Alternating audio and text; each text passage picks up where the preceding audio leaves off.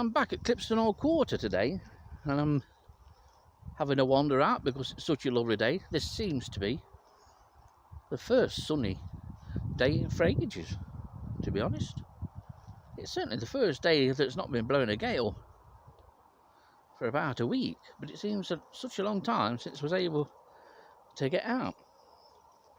So, it's a walk around Clipstone Old Quarter.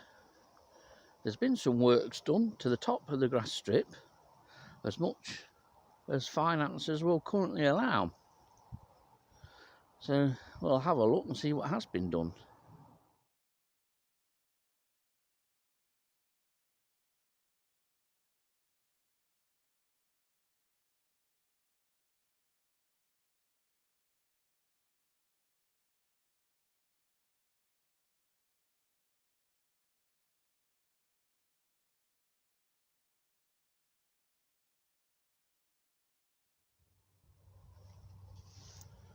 Well, as usual, I seem to be all alone again. Clipstone Old Quarter is mine. What a shame. I do like the forest because it does give you the opportunity for solitude, even in this day and age.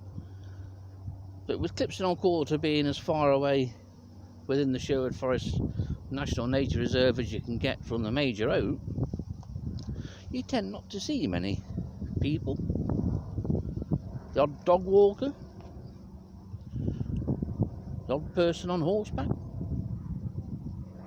It's generally very quiet, and there's nothing wrong with that. I'd like to shoot that bloody plane down though. There's always a plane. Anyway, that's the way I'm heading, and then I'm going to turn off right and look, see if the old man of the woods is in. No, that's not me. It's a bit of a tree.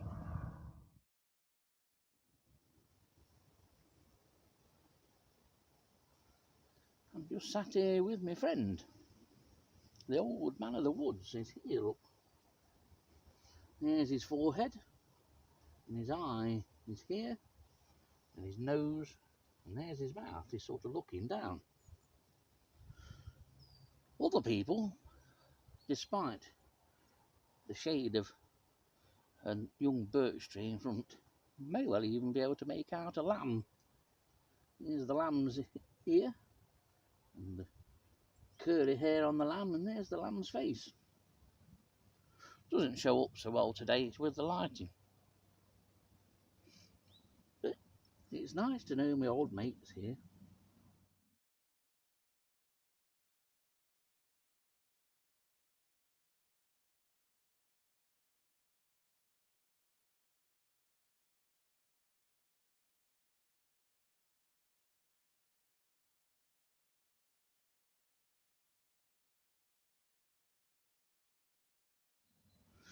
These old veteran oaks, they have some fantastic shapes about them. They are like either living or dead sculptures, nature's sculptures.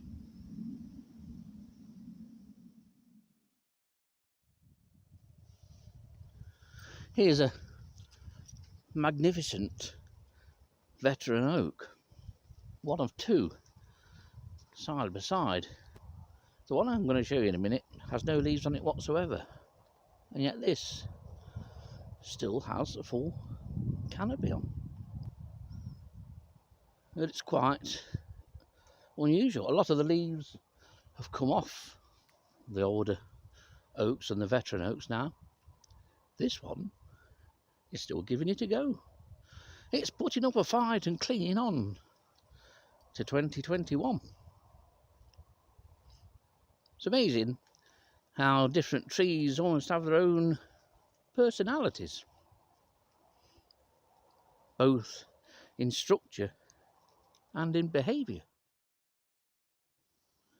And here's the other ancient, with only a few completely brown and dead leaves on it. I mentioned that this tree had invertebrate significance, and indeed it does, because this is one of the few trees in which we found the leaf beetle Cryptocephalus quercetti.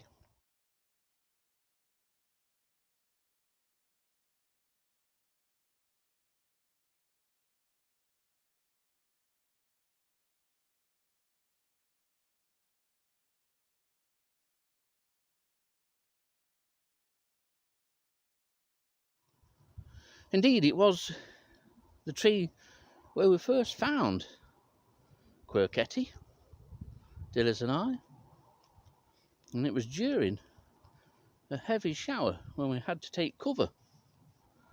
It chucked it down, I remember, and we were stood on this side of the trunk, and the lowest branch that you can see on the left of the trunk was where we could see this leaf beetle silhouetted against the sky.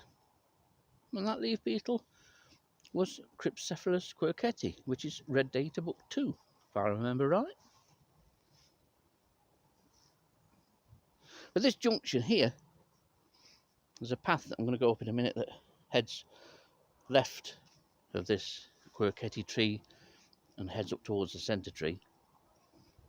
This marks the junction of four of our former glowworm sections.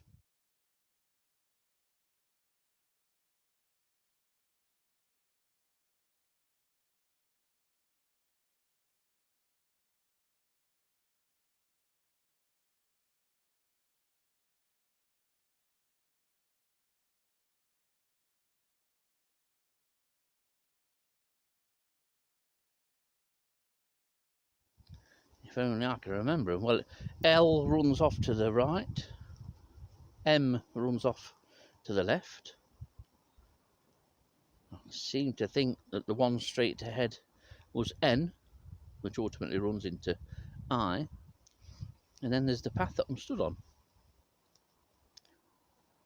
Can't remember what it was, to be honest.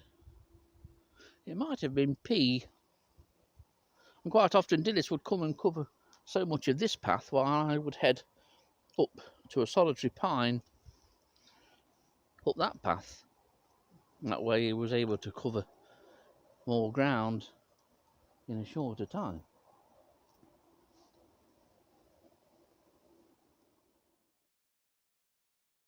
It is absolutely glorious now. I've got the sun on my back and it really is warm. Beautiful. Various shades of brown exhibited by the leaves on the trees that remain. And a very rare tree on your left hand side of your screen. Mature pines are very much a rarity. Especially here in Sherwood Forest. Thankfully this mature beauty was kept, but two similar trees further back where I've walked past, which had no connection with the former commercial pine plantations, they went. Never one to miss an opportunity for a fast buck, the Forestry Commission, that was. And this one's survived. And so it should, others should have survived, because pine is very much a tree of heathland, and it's heathland that they're trying to create here, an open woodland. And although you can't see most invertebrates this time of year, there are still signs, such as this tube web. There would be better examples if I had a decent look around. But this is the web of the spider Sagestria Synoculata, which is incredibly common on these ancients in Sherwood. It does often turn up on old dry stone walls, even in the middle of Nottingham. It's by no means restricted to ancient trees. And here's another web, very typical of Sagestria, because they build these tube webs. The spider is deep inside the wood, but at the entrance to the web you have these, it's usually 5 or 6 radiating wires almost, and that's characteristic of Sagestria. Indeed, in the Sherwood Forest area, this is the only spider that makes such webs. And it's quite an attractive spider as well. And I'll drop a photo in here so you've got some rough idea of what one's like.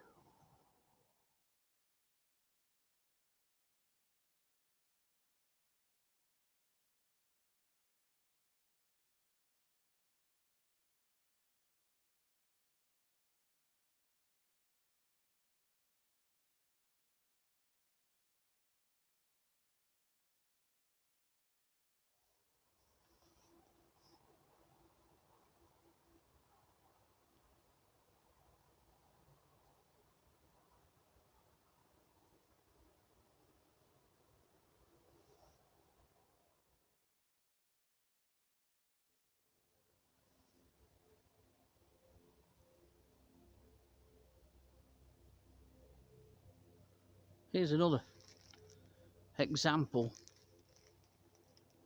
of a typical ancient oak in the forest, where the majority of the tree has seen better days. In fact, at some time, that large round growth, which is old epicormic growth, long since dead. But the tree is being completely rejuvenated by the 2 branches, one going to the left on the lower part of the trunk, and then one just going at about a 1 o'clock, 2 o'clock angle up from it. It continues to live on.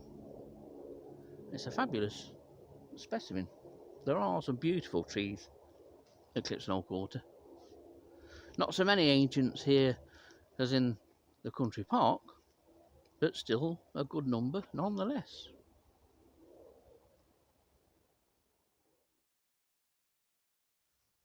Now, while it's the oak that takes all the importance with regards to site management of the Sherwood Forest National Nature Reserve, trees, and in particular evergreen trees such as holly and yew, are given scant regard, basically, of having any importance, but they do. They have an important role to play across the NNR. These, while not being of any real value as an invertebrate food source, used by the larvae of moths or other invertebrates, they are absolutely vital in providing suitable conditions for overwintering, and are used as such. And their importance as an overwintering site isn't restricted just to invertebrates, but birds as well. And no doubt mammals seek shelter from the worst of the weather at times underneath trees like holly and yew. Holly is an important roost site and a site of shelter, obviously, for birds throughout the winter months, especially species like redwing.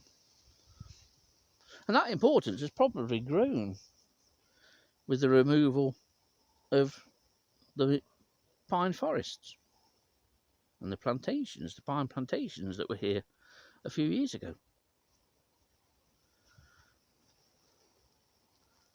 It'd be nice if trees such as holly weren't annually thrashed to death. and that some were left to mature, because they're an important part or aspect of the habitat around them. We forget that.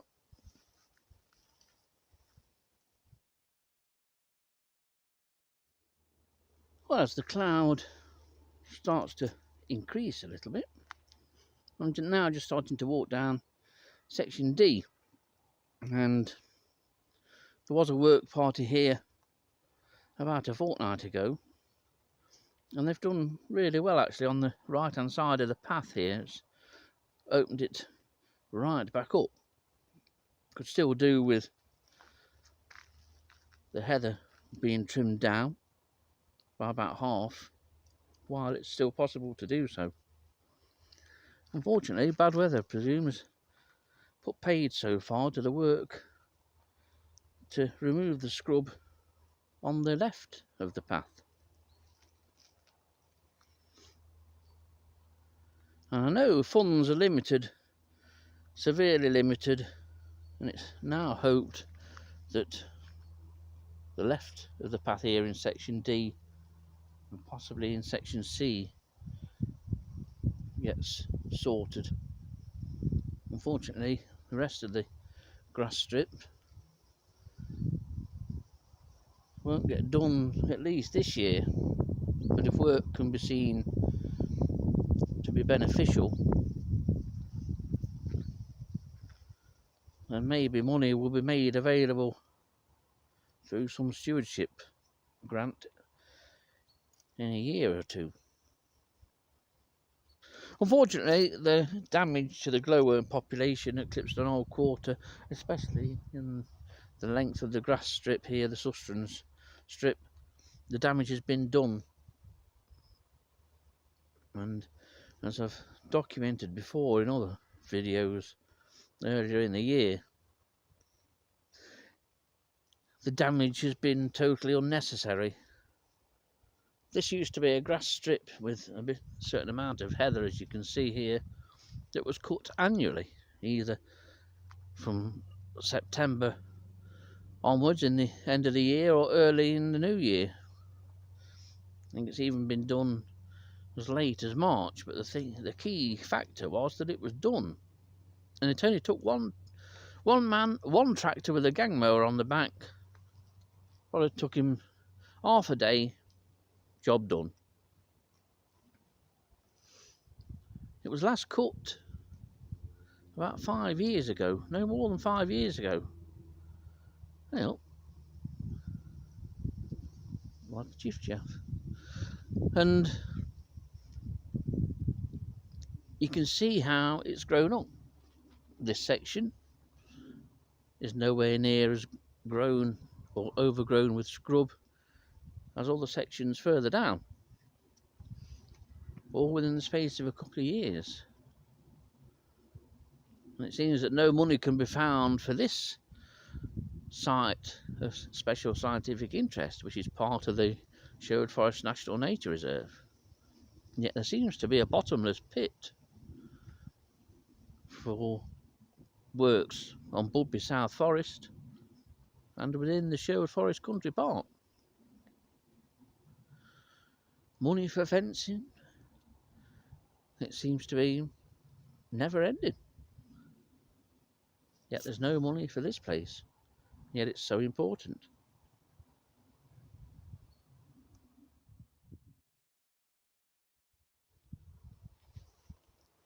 Sun's coming back out. Couple walking up there. She got enough scent on to stop a pandemic. Smelled nice, but my God, it was strong.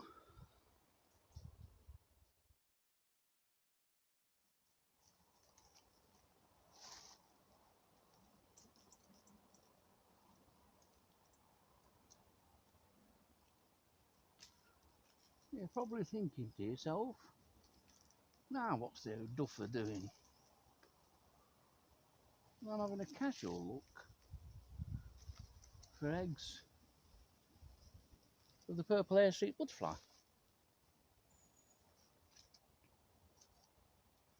which is a small butterfly, so consequently the eggs aren't very big, but they are obvious when you see one. And the eggs are laid deep within clusters of buds at the end of the previous year's growth.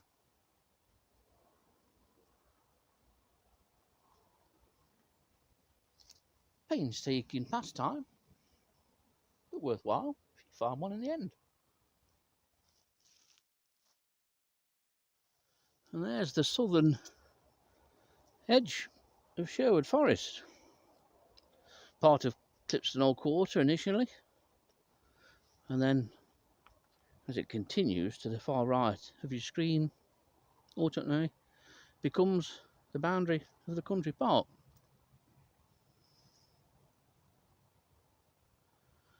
And surrounded from this side by arable fields. And now that I'm a bit higher, 1, 2, 3, 4 of them are being left as stubble. This is a view of the forest that few people will ever see.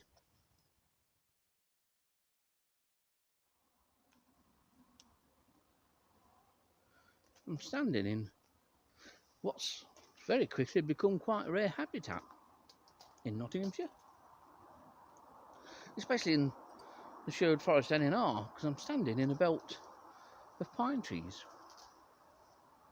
I dare say at some time they will come down, but this belt of pine trees offers a degree of protection from agricultural spray drift.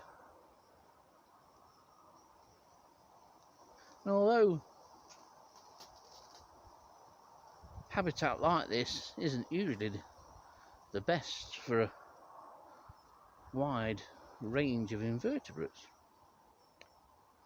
it offers a niche habitat for certain species.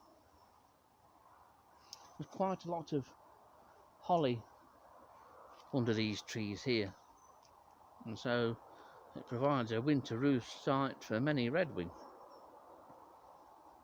And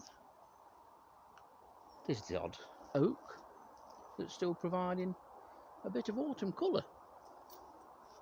There's one here. I'll show it you in a minute because it looks quite nice in the sun.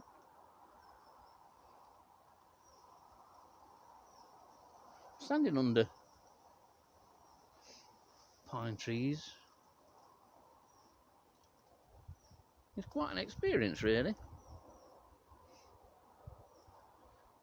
With pines, when they're close together like this, all the foliage is at the top of the tree. So you're standing within regiments of trunks, bare trunks.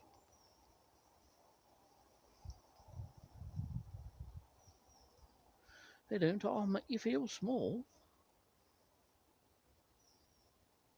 and insignificant, which ultimately is what we are.